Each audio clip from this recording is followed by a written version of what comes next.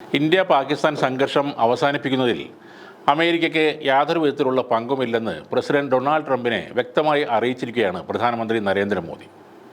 American പ്രസിഡന്റുമായി ഫോണിൽ സംസാരിക്കവെയാണ് ട്രംപ് അവകാശപ്പെട്ട ഈ മധ്യസ്ഥം ഇന്ത്യ തള്ളിക്കളഞ്ഞത്. പാകിസ്ഥാൻ അഭ്യർത്ഥിച്ചതുകൊണ്ടാണ് ഇന്ത്യ സൈനിക നടപടി അവസാനിപ്പിച്ചതെന്നും കശ്മീർ വിഷയത്തിൽ ഇന്ത്യ ഒരു മധ്യസ്ഥ ശ്രമവും ആഗ്രഹിക്കുന്നില്ലെന്നും നരേന്ദ്രമോദി നിലപാട് വ്യക്തമാക്കുകയും ചെയ്തു. ഓപ്പറേഷൻ സിന്ദൂറിനെ പറ്റിയുള്ള പൂർണ്ണ വിവരങ്ങൾ അദ്ദേഹം ഡൊണാൾഡ് ട്രംപിനെ അറിയിക്കുകയും ചെയ്തിട്ടുണ്ട്. ഇന്ത്യൻ വിദേശകാര്യ സെക്രട്ടറി വിക്രം മിശ്രയാണ് ഇരു നേതാക്കളും തമ്മിൽ ചർച്ച നടത്തിയ കാര്യം അറിയിച്ചത്.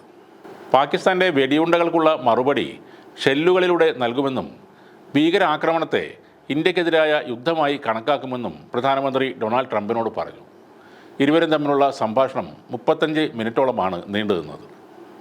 ഭീകരവാദത്തിനെതിരായ പോരാട്ടത്തിൽ എല്ലാ രാജ്യങ്ങളും ഒറ്റക്കെട്ടായി നിലപാട് എടുക്കണമെന്നും നരേന്ദ്രമോദി ആവശ്യപ്പെട്ടു.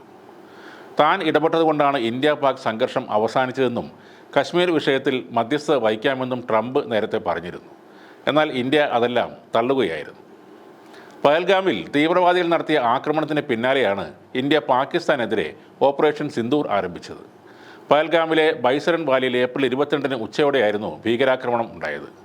ആ പ്രദേശത്തുണ്ടായിരുന്ന വിനോദസഞ്ചാരികൾക്ക് നേരെ പൈൻ മരങ്ങൾക്കിടയിൽ നിന്നും ഇറങ്ങി വന്ന ഭീകരർ നേരെ വെടിയുതിർക്കുകയായിരുന്നു. 26 പേരാണ് അന്നത്തെ ആ ഭീകരാക്രമണത്തിൽ കൊല്ലപ്പെട്ടത്. ലഷ്കർ ഇ തോയ്ബയുടെ ഉപസംഘടനയായ ദ റെസിസ്റ്റന്റ് ഫ്രണ്ട് ഈ ആക്രമണത്തിൻ്റെ ഉത്തരവാദിത്വം ഏറ്റെടുക്കുകയും ചെയ്തിരുന്നു. ഈ ആക്രമണത്തിന് തിരിച്ചടിയായി മെയ് 7 പാകിസ്ഥാനിലും പാക് അധിനിവേശ കാശ്മീരിലുമുള്ള 9 തീവ്രവാദ കേന്ദ്രങ്ങൾ ഇന്ത്യ ആക്രമിച്ചിരുന്നു. അതിനു പിന്നാലെ പാകിസ്ഥാൻ ഇന്ത്യയിലെ ജനവാസ കേന്ദ്രങ്ങളിലേക്ക് മിസൈൽ, ഡ്രോൺ, ഷെൽ ആക്രമണങ്ങൾ നടത്തുകയും ചെയ്തു. ഇന്ത്യ അപ്പോൾ തിരിച്ചടിക്കുകയും ചെയ്തിരുന്നു. ഇന്ത്യ പാകിസ്ഥാൻ സംഘർഷം യുദ്ധ സാഹചര്യത്തിലേക്ക് നീങ്ങിയതിന് പിന്നാലെ വെടിനിർത്തൽ പ്രഖ്യാപിക്കുകയായിരുന്നു. അതോടെയാണ് അമേരിക്കൻ പ്രസിഡന്റ് ഡൊണാൾഡ് ട്രംപ് എട്ടുകാലി മമ്മൂഞ്ഞിനെ പോലെ ഈ വെടിനിർത്തൽ താൻ കാരണമാണെന്ന് പറഞ്ഞുകൊണ്ട് രംഗത്ത് വന്നത്. അതോടെ രാഹുൽ ഗാന്ധി അടക്കമുള്ള പ്രതിപക്ഷവും പ്രധാനമന്ത്രി നരേന്ദ്രമോദിക്കെതിരെ രംഗത്ത് വന്നിരുന്നു.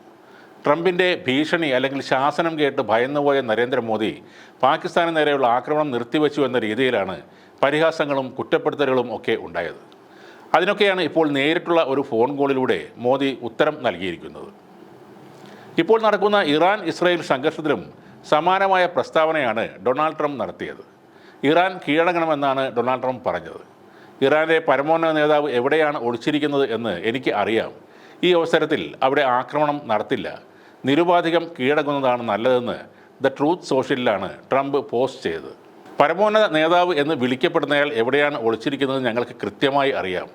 അദ്ദേഹം ഒരു എളുപ്പത്തിലുള്ള ലക്ഷ്യമാണ്. പക്ഷേ ഞങ്ങൾ അദ്ദേഹത്തെ ആക്രമിക്കാൻ പോകുന്നില്ല.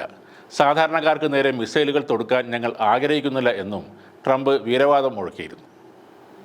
എല്ലായിടത്തും കയറി ലോക പോലീസ് കളിക്കുക എന്നത് അമേരിക്കയുടെ പണ്ടേയുള്ള ഒരു രീതിയാണ്. എന്നാൽ അമേരിക്ക പറയുന്നത് മാത്രമാണ് ശരിയെന്ന് വിശ്വസിച്ചിരുന്ന ആ പഴയ കാലം ഇപ്പോൾ മാറിയിരിക്കുകയാണ്.